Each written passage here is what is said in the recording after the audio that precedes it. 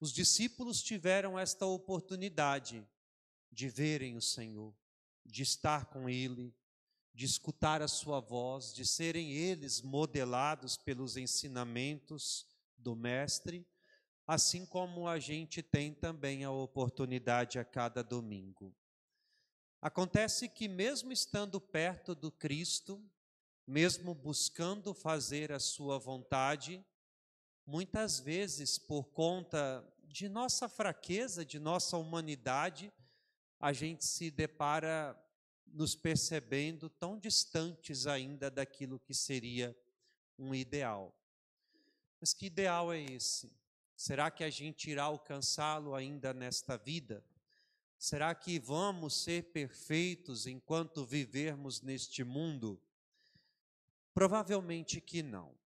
Enquanto a gente viver até o nosso último suspiro, traremos as nossas imperfeições, as nossas misérias. Não podemos voltar para trás. Precisamos continuar em frente.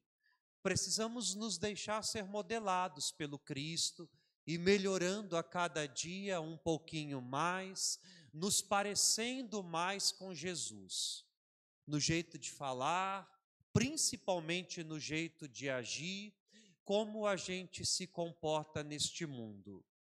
Nós caímos, nós fraquejamos, nos arrependemos de nossas faltas, nos colocamos em pé e seguimos adiante sem nunca voltar para trás. A vida adiante, as coisas antigas. O Papa Francisco tem repetido algumas vezes a igreja como um hospital, um lugar de pessoas doentes, necessitadas, um lugar de pecadores mesmo, não de pessoas santas, imaculadas, que não precisam de conversão.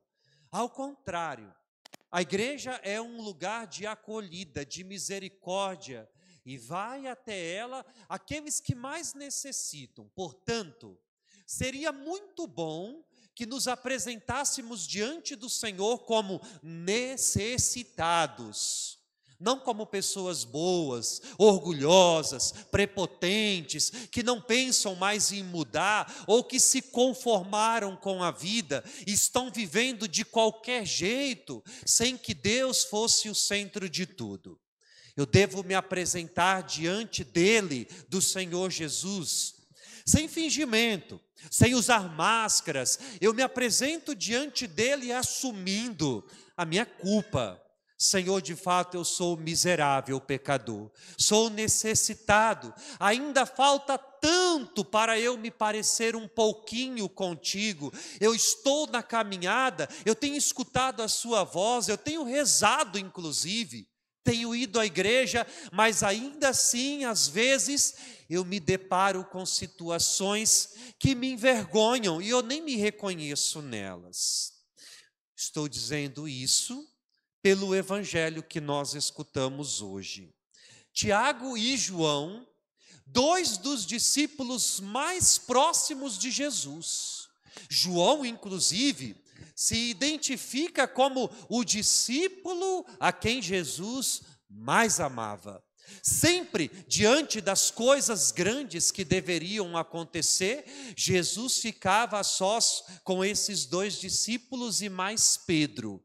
Eram aqueles discípulos do convívio diário, que estavam todos os dias com ele, escutando a sua voz, se deixando modelar pelos ensinamentos do Cristo. Os dois se aproximam de Jesus para fazer um pedido, mas antes do pedido, eles dão como um intimato ao Cristo. Aliás, deixa de ser até um pedido, soa inclusive como uma ordem. Tiago e João nos ensina o que não devemos fazer jamais, nunca.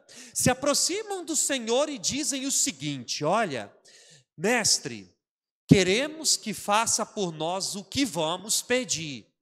Eles não se submetem à vontade de Deus. Eles apenas afirmam, pedem com uma convicção, impõem ao Cristo: nós queremos que tu faças aquilo que vamos te pedir.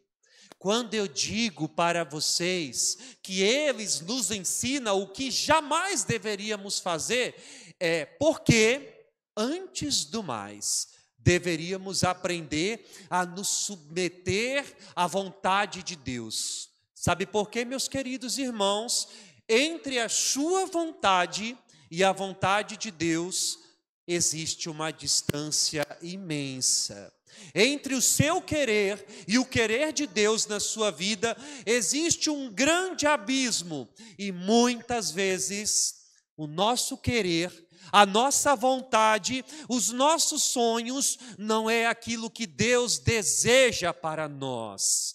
Nós podemos nos aproximar do Senhor, podemos pedir, inclusive, as angústias, aquilo que trazemos em nosso coração, as nossas dores, o nosso clamor. Ele é Pai, Ele nos ouve.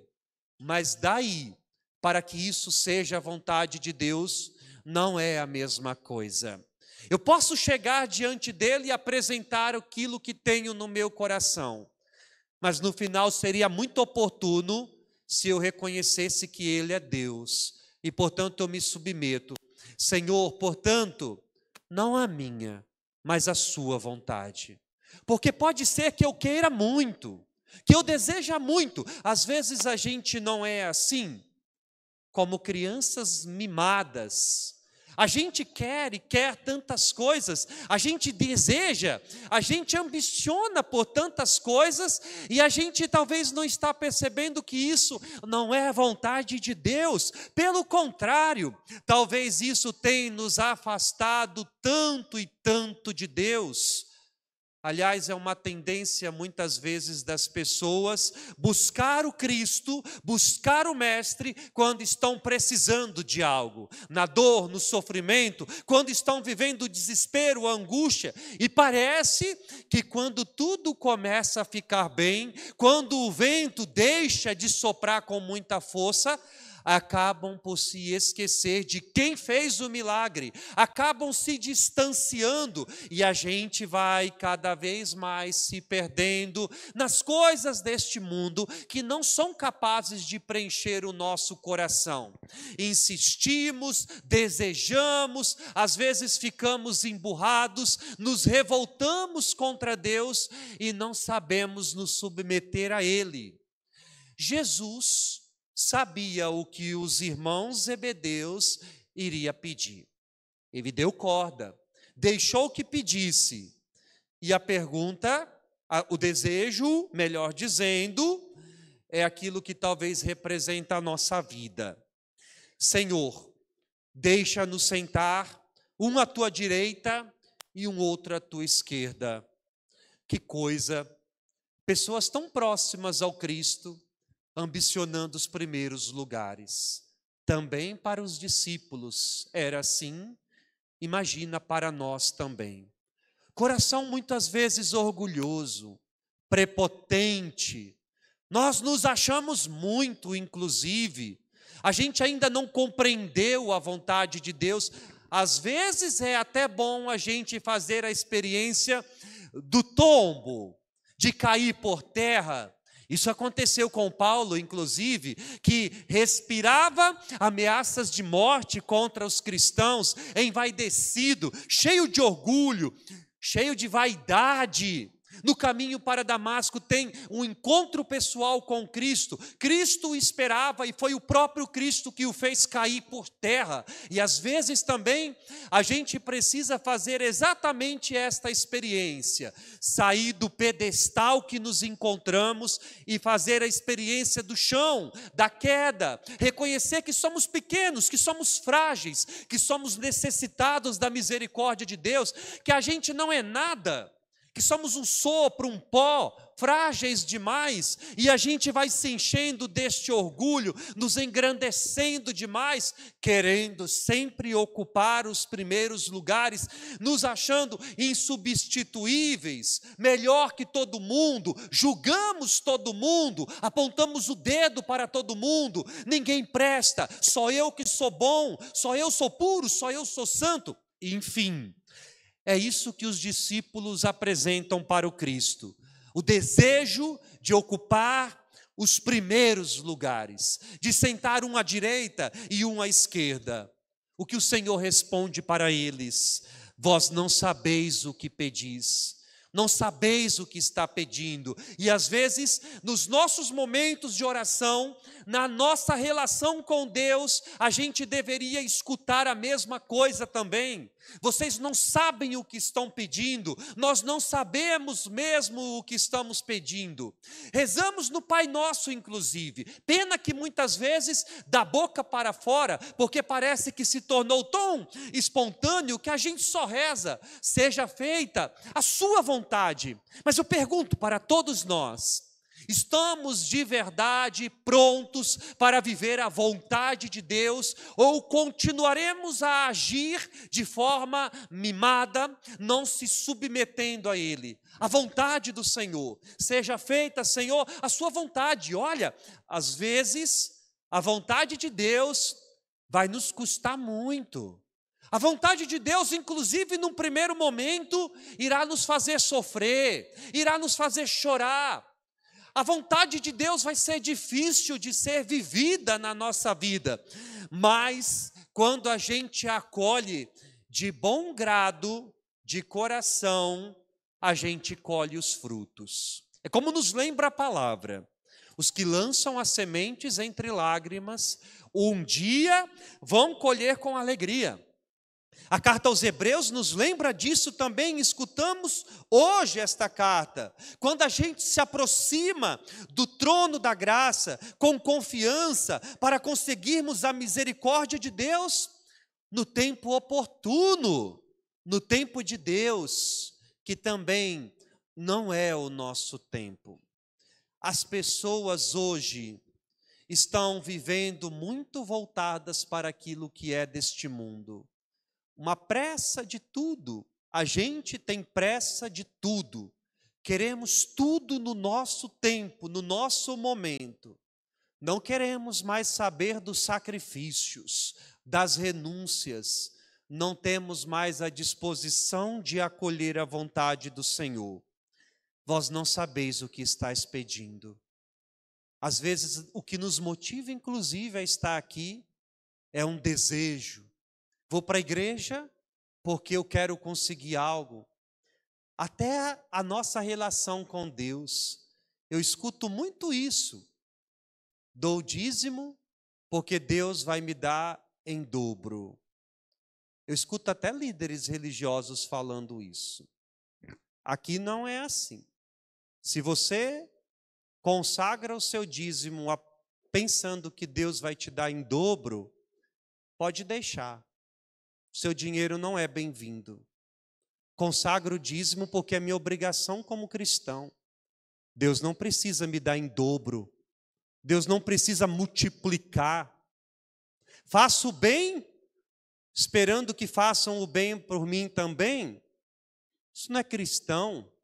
Eu faço o bem porque é meu dever fazer o bem. Porque o Cristo me ensinou desta forma. Eu não faço esperando algo em troca. Às vezes a gente age assim. A internet, inclusive, está cheia disso. Eu vejo muita pessoa fazendo bem, dando um dinheiro para alguém que está no sinal, ou uma cesta básica, mas junto com a oferta que está dando, vai uma câmera ligada para filmar tudo e postar, para ter o engajamento, esperando algo em troca.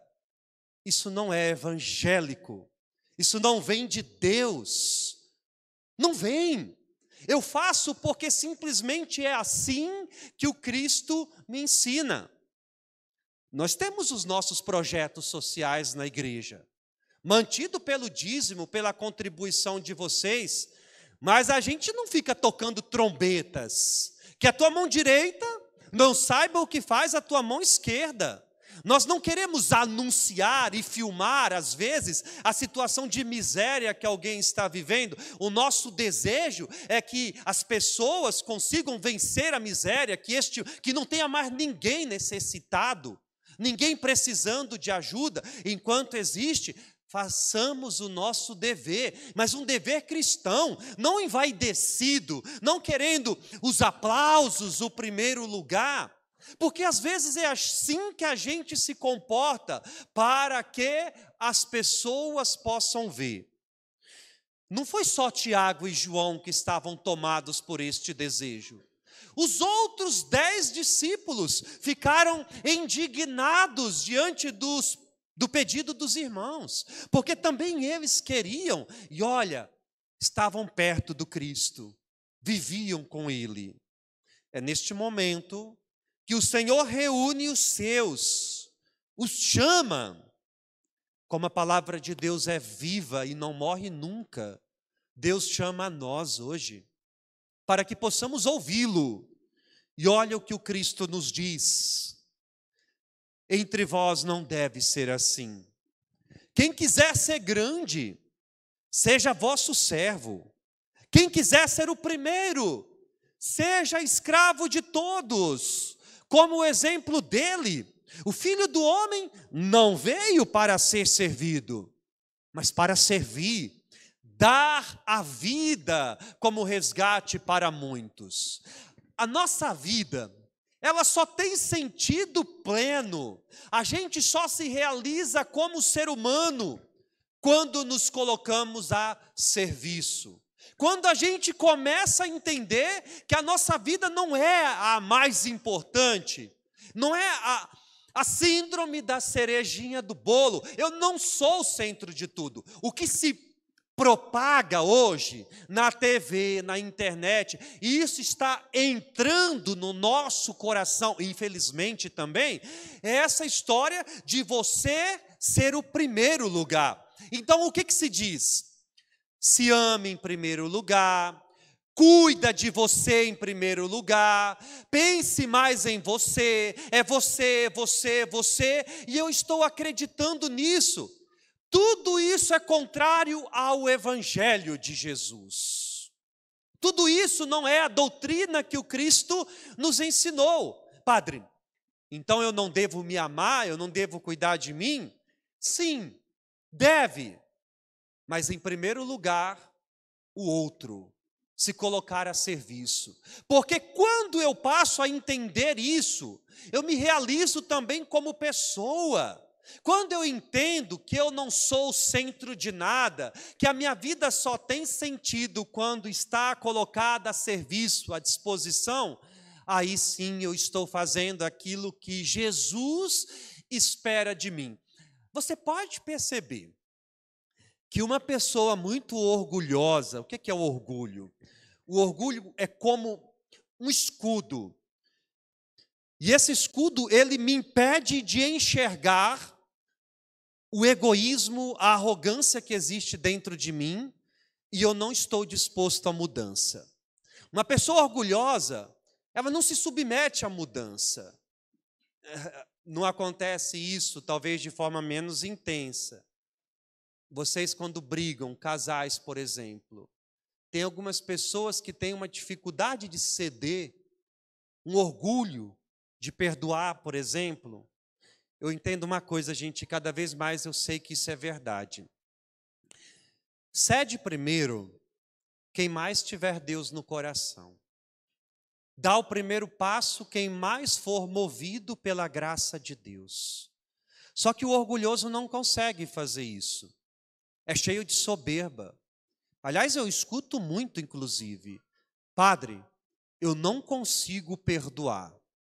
Como eu escuto isso das pessoas? Na verdade, conseguir você consegue. Todo ser humano é capaz. Não está querendo. Não está lutando contra isso. Não está deixando a graça de Deus agir. E assim a gente vai vivendo. Cheio de arrogância, de orgulho, de soberba, de vaidade, vivemos uma vida de aparência para que as pessoas vejam. Queremos mostrar algo que muitas vezes nós não somos, ocupar os primeiros lugares, e a gente não toma posse desta palavra do Senhor. Minha vida não é a mais importante. Aliás, eu sou um grãozinho, sou pequeno, sou necessitado de Deus. Minha vida tem que ser a serviço. Talvez quando você entende o se colocar a serviço, tende a pensar naqueles que estão cantando, servindo ao altar, eu que estou aqui presidindo esta Eucaristia. Não só isso, também, porque às vezes, nós que estamos aqui, quero me colocar no meio também, nós precisamos do encontro com o Cristo ainda, porque o serviço não é autêntico, entende?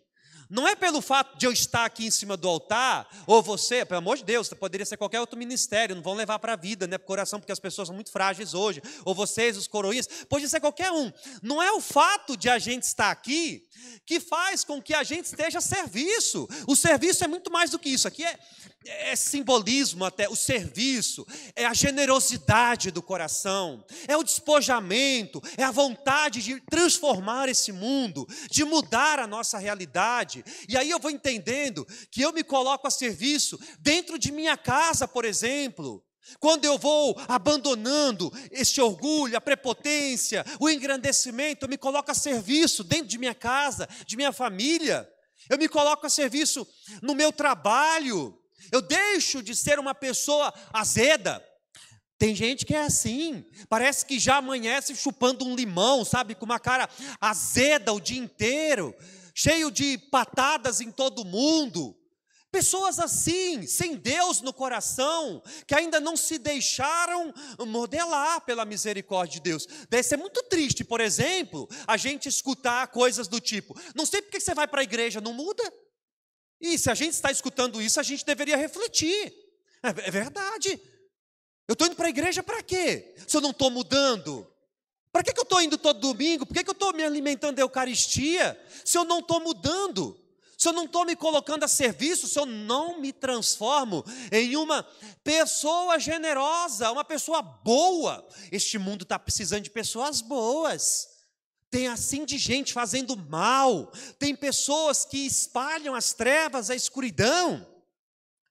Está faltando pessoas boas, iluminadas pelo Evangelho, que se dispõem, que se colocam a serviço, generosas. Olha, pelo comportamento humano mesmo, algumas pessoas são propensas, desde pequenas, a serem pessoas ruins. Não sei se você já percebeu que existem algumas crianças que são crianças boas desde sempre. Elas partilham o biscoito, elas dividem o brinquedo com o coleguinha. Se ela machuca alguém, ela vai lá, dá um beijinho, aquela coisa toda, ela chora junto. Tem algumas crianças que são, não é a palavra, né, mas elas já, desde cedo, elas começam a transmitir algo, e é hora de educar. Batem, não divide nada com ninguém, tem dificuldade de viver com outras crianças. Os pais deveriam estar atentos, inclusive, porque a gente tem uma inclinação natural para o mal, para as coisas do mal. Se a gente cresce e isso não é cortado desde quando a gente é criança, a gente vai se deparando muitas vezes com adultos assim, egoístas, individualistas, só pensam em si, não querem saber de partilhar, problema do outro é o problema do outro, eu não tenho nada a ver com isso. Totalmente contrário àquilo que o Senhor nos ensina. Filho do homem não veio para ser servido, ele veio para servir e dar a vida. Dar a vida, oferecer a vida. Quanto mais a gente oferece a nossa vida, quanto mais a gente se doa, como vela que vai queimando, se consumindo, mais sentido a vida tem também. Isso é certo, gente. Quando eu vejo assim, naquilo que a gente faz, pessoas que estão a serviço, ajudar, sei lá, a gente vai começar daqui uns tempos, fazer as campanhas de Natal, quando a gente vai distribuir, a gente se depara com realidades, a gente é mais ajudado do que ajuda, porque isso transforma o nosso viver, quando a gente sai do nosso comodismo, da nossa zona de conforto, nos colocamos a serviço neste mundo tão necessitado. Por isso, talvez eu estou vivendo assim, querendo os primeiros lugares, ambicionando tantas e tantas coisas que podem nem ser a vontade de Deus. Está na hora de dar uma freada, está na hora de se colocar a serviço, transformar o coração, ser uma pessoa boa, a exemplo da Virgem de Nazaré, guardar as coisas mais no coração.